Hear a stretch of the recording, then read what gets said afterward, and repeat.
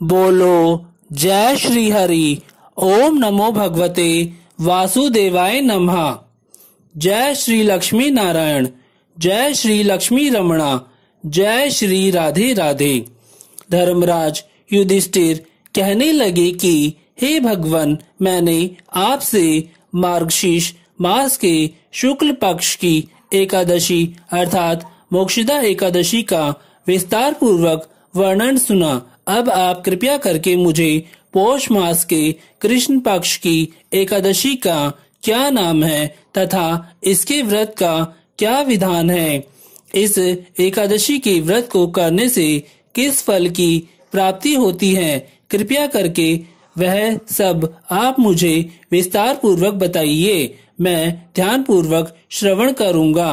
भगवान ऋषिकेश बोले, पौष मास के कृष्ण पक्ष में आने वाली एकादशी को सफला एकादशी के नाम से जाना जाता है। इस एकादशी के देवता श्री विष्णु जी हैं। सफला एकादशी के व्रत को विधि पूर्वक करना चाहिए।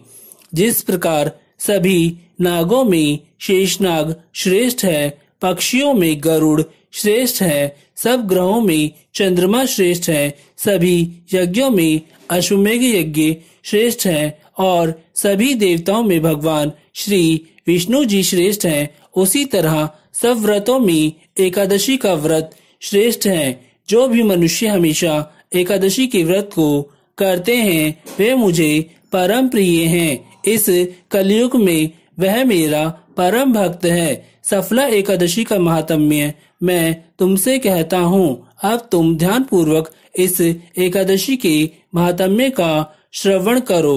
भगवान ऋषिकेश कहने लगे कि हे राजन, मैं तुम्हारे स्नेह से अत्यंत प्रसन्न होने के कारण मैं तुमसे कहता हूँ कि एकादशी व्रत के अतिरिक्त मैं अधिक से अधिक दक्षिणा पाने वाले यज्ञ से भी इतना प्रसन्न नहीं होता हूँ जितना कि एकादशी के व्रत करने वाले मनुष्य से होता हूँ। अतः इसे अत्यंत भक्ति और श्रद्धा से युक्त होकर एकादशी के व्रत का पालन करना चाहिए। हे राजन, द्वादशी युक्त पौष मास के कृष्ण पक्ष की एकादशी का महात्म्य तुम ध्यान पूर्वक एकाग्रचित होकर सुनो। चंपावती नाम की एक नगरी में महिष्मान नाम का राजा राज्य करता था। उसके 4 पुत्र थे।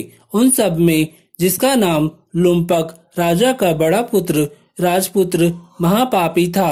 वह पापी हमेशा दूसरों की स्त्री के साथ रमण करता और वैश्यागमन करता तथा दूसरे अन्य बुरे कामों में अपने पिता का धन नष्ट किया करता था।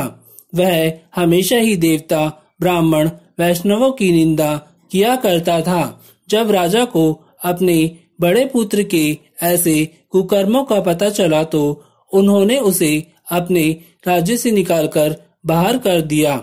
तब वह सोचने लगा कि मैं कहाँ जाऊं, किसके पास रहूं, अब मैं क्या करूं।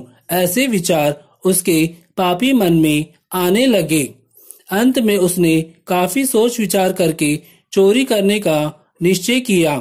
दिन में वह घने वन में रहता और रात्रि को अपने पिता की नगरी में ही चोरी करता तथा उनकी प्रजा को तंग करता और उन्हें मारने का घिनौना कार्य करता। कुछ समय के पश्चात सारी नगरी भयभीत हो गई। वह घने वन में रहकर पशु आदि को मारकर खाने लगा, अपनी भूख मिटाने लगा। राजा के नगर के कर्मचारी उसे पकड़ लेते किंतु राजा के डर से उसे छोड़ देते। वन में एक बहुत पुराना विशाल पीपल का वृक्ष था। लोग उस पीपल के वृक्ष की भगवान के समान पूजा करते थे। उसी वृक्ष के नीचे वह महापापी लुम्पक रहने लगा। इस वन के लोग देवताओं की क्रीड़ा स्थली मानते थे। कुछ समय के बाद पौष मास के कृष्ण पक्ष की 10वीं तिथि के दिन वह वस्त्रहीन होने के कारण शीतलहर के चलते सारी रात्रि सो नहीं पाया। उसके हाथ पैर ठंड में अकड़ गए। सूर्य उदय होते होते वह वहीं पर बेहोश हो गया। अगले दिन एकादशी को दोपहर के समय जब सूर्य की गर्मी उसके शरीर पर पड़ी, तब जाकर उसे होश आया। उससे चला भी नहीं जा रहा था। गिरता पड़ता वह भोजन की तलाश में निकला। पशुओं को मारकर खाने में वह समर्थ नहीं था, अतः वह पेड़ों के नीचे गिरे हुए फलों को उठाकर वापस उसी पीपल के वृक्ष के नीचे आ गया। उस समय तक सूर्य नारायण अस्त हो गए थे। वह पीपल के वृक्ष के नीचे फल रखकर कहने लगा कि हे भगवान, अब आपको ही अर्पण है यह फल। इन फलों से आप ही तृप्त हो जाइए। उस रात्रि को ठंड इतनी थी कि दुख के कारण लुम्पक को रात्रि को भी नींद नहीं आई। इस प्रकार उस पापी का जाने अनजाने में एकादशी को बिना कुछ खाए पिए एकादशी का व्रत और एकादशी की रात्रि का जागरण भी हो गया। उसके इस उपवास और जागरण से भगवान श्री विष्णु जी अत्यंत प्रसन्न हो गए और उसके जीवन भर के किए हुए सभी पाप कर्म नष्ट हो गए।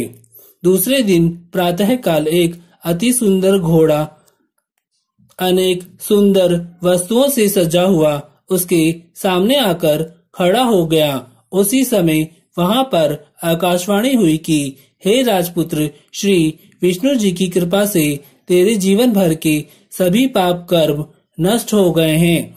अब तू अपने पिता के पास जाकर राज्य संभाल। ऐसी वाणी सुनकर लुम्पक अत्यंत प्रसन्न हुआ और दिव्य वस्त्र धारण करके भगवान श्री विष्णु जी की जय हो, आपकी जय हो, श्री विष्णु जी जय हो कहकर अपने पिता के पास गया। उसके पिता ने प्रसन्न होकर उसे समस्त राज्य का भार सौंप दिया और स्वयं वन में तपस्या करने के लिए चले गए। अब लुम्पक शास्त्र अनुसार राज्य करने लगा। उसके स्त्री पुत्र आदि सारा कुटुंब भगवान श्री विष्णु जी का परम भक्त हो गया। वृद्ध होने पर वह भी अपने पुत्र को राज्य का भार सौंपकर वन में तपस्या करने चला गया और अंत समय में वैकुंठ धाम को प्राप्त हुआ। अतः जो मनुष्य इस परम पवित्र सफला एकादशी के व्रत को करता है उसे अंत में मुक्ति मिलती है। जो नहीं करते हैं वे पूंछ और सींगों से रहित पशुओं के समान हैं। इस सफला एकादशी के महात्म्य को पढ़ने से अथवा श्रवण करने मात्र से मनुष्य को अश्वमेघ यज्ञ की फल की प्राप्ति होती है। बोलो जय श्री हरि। ओम नमो भगवते वासुदेवाय नमः। जय श्री लक्ष्मी नारायण। जय श्री लक्ष्मी रमणा।